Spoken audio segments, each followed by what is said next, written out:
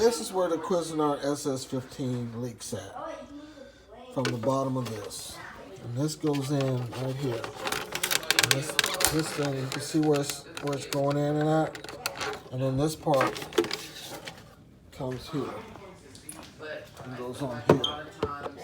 And it goes down in that hole right there. Okay, it goes right on there. But that's where it leaks. And it sucks. And I remember reading about that on the review before I bought it.